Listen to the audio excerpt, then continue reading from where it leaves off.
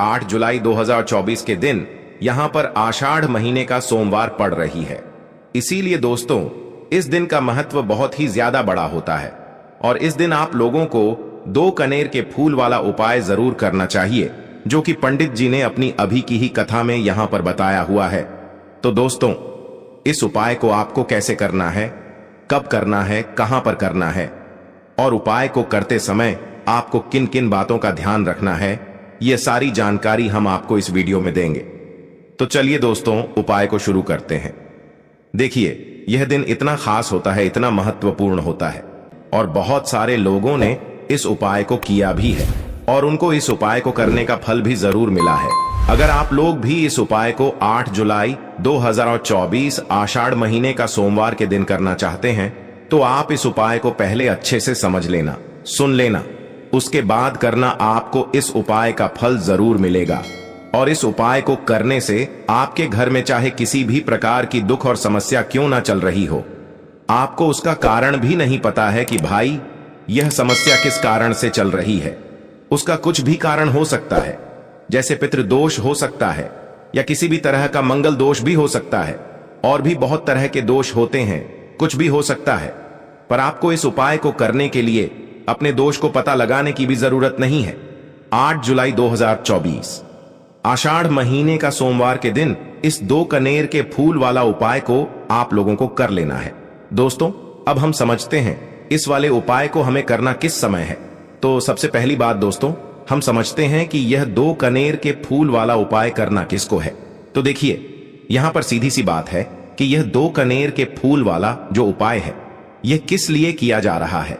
यह मनोकामना को पूर्ण करने के लिए किया जा रहा है या आपके जीवन में जो दुख और परेशानियां हैं उनको दूर करने के लिए किया जा रहा है, या आपका कोई बड़ा काम है जो कि नहीं हो पा रहा है, आप उसके लिए इस उपाय को कर सकते हो। तो सीधी सी बात यह है कि आप अपनी किसी भी प्रकार की मनोकामना के लिए इस वाले उपाय को कर सकते हो। तो यह उपाय वह व्यक्ति कर सकता है जिस व्यक्ति को अपनी किसी भी प्रकार की मनोकामना भगवान शिव जी से पूर्ण करवानी हो। और अगर कोई भी माताएं बहनें जो हैं अपने घर की सुख और शांति के लिए, घर में धन समृद्धि को बढ़ाने के लिए वाला उपाय करना चाहती हैं, तो घर की जो बड़ी माताएं बहनें होंगी वह इस 2 कनेर के फूल वाले उपाय को विशेष रूप से करें, क्योंकि माताएं बहनें घर की लक्ष्मी होती हैं और जब घर की लक्ष्मी कोई विशेष उपाय करती है तो उसका फल ही बहुत जल्दी मिल जाता है और बहुत बड़ा होकर मिलता है। अन्यथा इस उपाय को कोई भी व्यक्ति कर सकता है, चाहे वह बड़ा हो, चाहे वह छोटा हो, चाहे वह बच्चा हो। जिस व्यक्ति को यह 2 कनेर के फूल वाला उपाय समझ आ गया वह व्यक्ति इस 2 कनेर के फूल वाले उपाय को सोमवार के दिन जरूर करें, क्योंकि उसको इस उपाय को फल बहुत ही जल्दी मिल जाएगा, क्योंकि सोमवार के दिन भगवान शिव जी बहुत आसानी से प्रसन्न हो जाते हैं। तो आइए अब हम समझते हैं कि इस 2 कनेर के फूल वाले उपाय को आपको करना कैसे है और इस उपाय को करने का जो समय है वह क्या है। तो देखिए इस सोमवार के दिन किए जाने वाले यह 2 कनेर के फूल वाला जो उपाय है यह मुख्य रूप से सुबह के समय होगा। किस समय होगा? सुबह के समय होगा। आपको कोशिश यही करनी है कि सुबह के समय हम इस 2 कनेर के फूल वाला उपाय को कर लें। पर किसी कारणवश अगर आप सुबह इस उपाय को ना कर पाओ, आपको कहीं काम से जाना हो या किसी और काम की वजह से आप उपाय को ना कर पाओ, तो आपके पास फिर दूसरा मौका रहेगा जो कि शाम के समय का रहेगा, प्रदोष काल का रहेगा। अब भाई प्रदोष काल का समय भी एक बहुत ही लोगों के मन में प्रश्न बन जाता है कि भाई यह समय होता कब है, कितने बजे से लेकर कितने बजे यह समय होता है, ताकि हमें उपाय के लिए जो है करने का समय पता लग जाए। तो हम आपको बता दें प्रदोष काल का जो एक समय होता है शाम का समय, वो होता है शाम के 6 बजे से लेकर शाम के 7 बजे के बीच का। इस समय के बीच में आप उपाय को करेंगे तो आपको उस उपाय का जरूर फल मिलेगा। तो शाम के 6 बजे से लेकर शाम के 7 बजे के बीच में आप लोग इस 2 कनेर की फूल वाले उपाय को कर सकते हो। तो भैया बहुत सारे लोग यहां पर यह प्रश्न भी जरूर करेंगे कि भाई हम तो नौकरी पर जाते हैं, हम अपनी ड्यूटी पर जाते हैं और आने में हमें देर हो जाती है, तो उस जगह पर हमें क्या करना चाहिए। तो देखिए उन लोगों को भी टेंशन लेने की जरूरत नहीं है। अगर आप लोग इस उपाय को शाम के समय प्रदोष काल में कर रहे हैं और अगर आप आने में देरी भी हो जाती है, आपको आने में 7 बजे तक आप नहीं पहुंच पाते हो, तो भाई आप 7 या रात 8 बजे तक भी अगर उपाय को करोगे तो भी चल जाएगा। और अगर इससे भी थोड़ा देर हो जाती तो भी आप उपाय को कर सकते हो, क्योंकि सोमवार का दिन है। यह दिन बहुत ही कम आता है पूरे साल भर में, इसलिए जब आपको मौका मिल जाए, जब आप इस उपाय को जरूर कर लेना। कोई भी उपाय हो, आप कभी भी कर सकते हो। सोमवार के दिन बस कोशिश करना कि समय के थोड़ा अंतर्गत ही कर लो, पर किसी कारणवश अगर ना कर पाओ तो फिर आप थोड़ा देरी से भी कर सकते हो। आपको उपाय का फल जरूर मिलेगा। धन धान्य की समस्या चल रही है, रुपए पैसों की प्राप्ति नहीं हो पा रही है और घर में लगातार खर्चे बने हुए हैं। पूज्य गुरुजी ने कहा कि जब भी आपके जीवन में ऐसी स्थिति आ जाए कि चारों तरफ से आपका धन का नुकसान हो रहा है, व्यापार का नुकसान हो रहा हो, जीवन में संकट और समस्याएं बनी हुई हो, तो आपको यह विशेष उपाय जरूर कर लेना चाहिए। तो चलिए जानते हैं इस विशेष उपाय के बारे में। लेकिन उससे पहले एक प्रार्थना, अगर आप चैनल पर नए हैं तो कृपया चैनल को सब्सक्राइब अवश्य कर लें। देखिए, यह और इस वीडियो में हम लोग पूज्य गुरुजी द्वारा जो भी उपाय बताएं वो आप इस सोमवार को करने से बिल्कुल भी मत चखिए। इस वीडियो में हम लोग पूज्य गुरुजी द्वारा बताए गए 2-3 बहुत ही खास उपायों के बारे में आपको जानकारी देंगे। चलिए जानते हैं गुरुजी द्वारा बताए गए सबसे पहले और सबसे खास उपाय के बारे में। इस उपाय के लिए आपको एक लोटा जल ले लेना है। तांबे के पात्र में आप जल ले लीजिए और साथ ही साथ आपको 2 कनेर के फूल ले लेने हैं। देखिए कनेर के फूल का महत्व कितना है, ये आपने पूज्य गुरुजी की पंचपुष्प शिव महापुराण की कथा में सुना होगा। उसमें पूज्य गुरुजी ने बताया था कि महादेव को 5 पुष्प बहुत ही प्रिय हैं। उन्हीं में से एक होता है कनेर का फूल। तो आपको 2 कनेर के फूल और 1 लोटा जल लेकर शिवालय पहुंच जाना है। ये उपाय आप सुबह करना चाहे तो सुबह कर लें और शाम को करना चाहे तो शाम को कर लें। पूरे दिन में किसी भी समय आप इस उपाय को कर सकते हैं। शिवालय पहुंचने के बाद सबसे पहले आप जो 1 लोटा जल लेकर गए हैं उसको शिवलिंग के ऊपर धीरे धीरे समर्पित करते जाइए और लगातार शिव महापुराण के मूल मंत्र श्री शिवाय नमस्तुभ्यम या फिर ओम नमः शिवाय, इन दोनों में से किसी भी एक मंत्र का जाप करते जाइए। इसके बाद जो आप 2 कनेर के फूल लेकर गए हैं उनको आप बहुत ही ध्यान से समझेंगे कि इन्हें समर्पित कैसे करना है। देखिए, पहला कनेर का पुष्प आपको शिवलिंग के ऊपर समर्पित करना है, लेकिन कनेर के पुष्प की जो डंडी होगी वह आपकी तरफ होगी।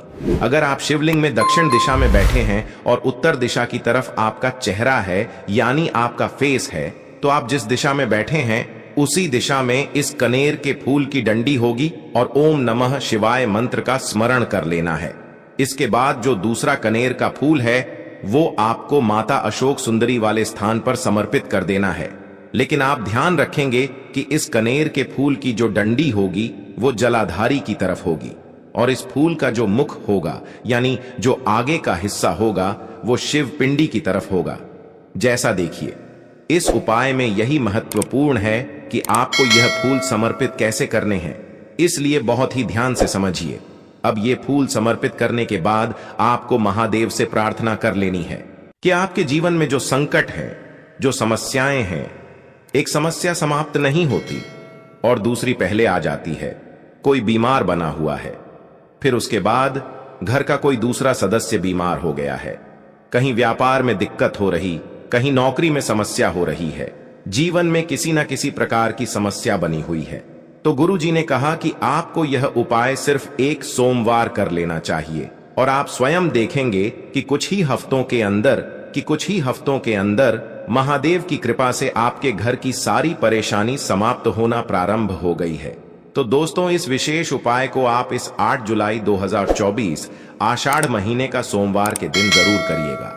अब जानते हैं गुरुजी द्वारा बताए गए दूसरे खास उपाय के बारे में। देखिए, यह उपाय उन लोगों को करना है जिनके जीवन में धन की समस्या चल रही है, आर्थिक समस्या बहुत ज्यादा चल रही है। वह बहुत प्रयास करते हैं, बहुत मेहनत करते हैं, लेकिन धन प्राप्त नहीं हो पा रहा है, या फिर कर्जा जीवन में हो गया है, कर्जे की समस्या हो गई है, या फिर आपकी कोई विशेष मनोकामना है। तो गुरुजी ने कहा कि आपको यह विशेष उपाय जरूर करना चाहिए। इस उपाय के लिए आपको सबसे पहले एक लोटा जल ले लेना है। तांबे के पात्र में आप अपने किचन से जल ले लीजिए। फिर इसी के साथ आपको 11 काले तिल के दाने ले लेने हैं। देखिए, काले तिल के दाने जब भी हम लोग सोमवार के दिन और शनिवार के दिन शिवलिंग में समर्पित करते हैं तो इससे हमारे जीवन में जो कर्जा है उससे हमें आराम मिलती है और धन की प्राप्ति होती है। इसलिए आपको 11 काले तिल के दाने ले लेने हैं। फिर इसी के साथ आपको ले लेना है एक बेलपत्र। अगर आपके पास बेलपत्र नहीं है तो शिवलिंग के ऊपर छड़ी हुई बेलपत्र को उठाकर जल से शुद्ध करके फिर आप उसका भी इस्तेमाल कर सकते हैं। बस आपको ध्यान रखना है कि ये बेलपत्र कहीं से भी कटी फिटी नहीं होनी चाहिए और बेलपत्र की डंडी के आखिर में जो डूड होती है यानी जो डंठल होता है वो भी नहीं होना चाहिए। फिर सबसे आखिर में आपको ले लेना है थोड़ा सा शहद। शहद आप आधे से भी आधा चम्मच ले सकते हैं।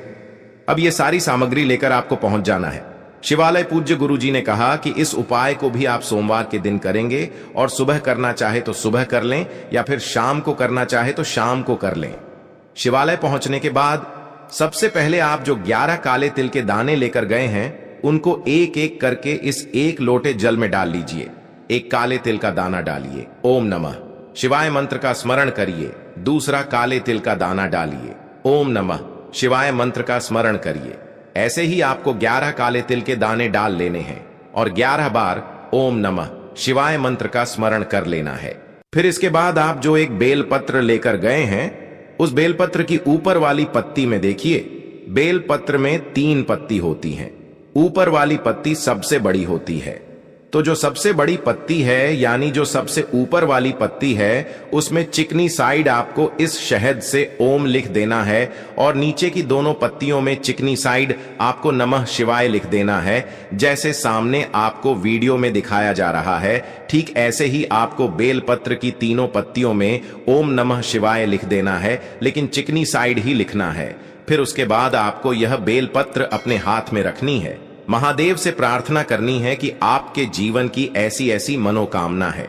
देखिए, आप ये उपाय धन प्राप्ति के लिए कर रहे हैं या फिर कर्ज मुक्ति के लिए कर रहे हैं या फिर व्यापार को बढ़ाने के लिए कर रहे हैं या फिर नौकरी के लिए कर रहे हैं या फिर विवाह के लिए कर रहे हैं या फिर अपने जीवन के संकटों को समाप्त करने के लिए कर रहे हैं। तो महादेव से प्रार्थना कर लीजिए और फिर यह एक बेलपत्र आपको शिवलिंग के ऊपर समर्पित कर देना है। ध्यान रखिएगा, बेलपत्र की चिकनी साइड का हिस्सा यानी जिस तरफ आपने ओम नमः शिवाय लिखा है वो वाला हिस्सा शिवलिंग में टच करेगा और बेलपत्र की डंडी जलाधारी की तरफ रहेगी। इसके बाद आपके पास जो एक लोटा जल है जिसमें आपने 11 काले तिल के दाने डाले हैं वो आपको धीरे धीरे इसी बेलपत्र के ऊपर समर्पित करते जाना है और लगातार ओम नमः शिवाय मंत्र का स्मरण करते जाना है। पूज्य गुरुजी ने कहा कि जल आपको इतने धीरे समर्पित करना है कि जल समर्पित करते हुए आप कम से कम 11 बार ओम नमः शिवा मंत्र का स्मरण जरूर कर लें। इसके बाद वहीं शिवलिंग के पास 2 मिनट 1 मिनट बैठकर फिर वापस अपने घर आ जाइए। पूज्य गुरुजी ने कहा कि जो भी व्यक्ति 8 जुलाई 2024 आषाढ़ महीने का सोमवार के दिन इस विशेष उपाय को कर लेता है वो भी इस पवित्र महीने में तो यकीन मानिए आपके जीवन के सारे संकट समाप्त होते हैं और आपकी हर मनोकामना महादेव की कृपा से जरूर परिपूर्ण होती है। तो इस विशेष उपाय को आप जरूर करिएगा। अब इसके बाद जानते हैं पूज्य गुरुजी द्वारा बताए गए सबसे आखिरी और विशेष उपाय के बारे में। देखिए, यह उपाय उनको करना है जिनके शरीर में कोई भारी रोग हो गया है, कोई बीमारी हो गई है, डॉक्टरों को दिखा रहे हैं, कई महीनों से दिखा रहे हैं या फिर कई सालों से दिखा रहे हैं, दवाएं लगातार खा रहे हैं लेकिन उन्हें आराम नहीं मिल पा रही है। तो फिर ऐसे लोगों को ये विशेष उपाय करना चाहिए। इस उपाय के लिए आपको एक बेलपत्र ले लेनी है। अगर आपके पास बेलपत्र नहीं है तो शिवलिंग के ऊपर जो छड़ी रहती है उसको उठाकर जल से शुद्ध करके फिर आप उसका इस्तेमाल कर सकते हैं। इसी के साथ आपको एक लोटा जल ले लेना है। लोटा आप तांबे के पात्र में ही लीजिएगा। अब सिर्फ ये 2 सामग्री लेकर आपको पहुंच जाना है। शिवालय पूज्य गुरुजी ने इस उपाय के लिए भी बताया कि आप सोमवार के दिन ही इसे करिएगा और सुबह से लेकर शाम तक किसी भी समय आप इस उपाय को कर सकते हैं। शिवालय पहुंचने के बाद आप जो एक बेलपत्र लेकर गए हैं उस बेलपत्र को अपनी हथेली में रखिए। महादेव के बहुत ही प्रिय नाम कुंदकेश्वर महादेव का स्मरण करिए। कौन से महादेव का? कुंदकेश्वर महादेव का स्मरण करिए और आपके शरीर में जो भी बीमारी है उसको दूर करने की कुंदकेश्वर महादेव से प्रार्थना करिए। और फिर ये एक बेलपत्र आप शिवलिंग के ऊपर समर्पित कर दीजिए। बेलपत्र की चिकनी साइड का हिस्सा नीचे की तरफ रहेगा और बेलपत्र की डंडी जलाधारी की तरफ रहेगी। इसके बाद आपको एक लोटा जल इसी बेलपत्र के ऊपर धीरे धीरे समर्पित करते जाना है और लगातार कुंदकेश्वर महादेव का स्मरण करना है। फिर जलाधारी से जो जल नीचे गिर रहा है उसको थोड़ा सा आप ले लीजिए और इसी लोटे में रख लीजिए और ये एक बेलपत्र भी आपको उठा लेनी है। देखिए, ये जो आपने लोटे में जल लिया है और जो यह बेलपत्र ली है, इसको वहीं पर महादेव से बोल दीजिए कि हे मेरे कुंदकेश्वर महादेव, इनको औषधि स्वरूप बना दीजिए, यानी इनको औषधि स्वरूप प्रदान कर दीजिए।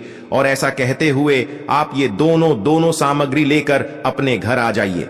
पूज्य गुरु जी ने कहा कि इसमें से आपको यह बेलपत्र की तीनों पत्तियां चबा चबा कर खा लेनी है और जो जल आप लेकर आए हैं उसका आचमन कर लीजिए, यानी उसको पी लीजिए और कुंदकेश्वर महादेव से अपने रोग को दूर करने की प्रार्थना कर लीजिए।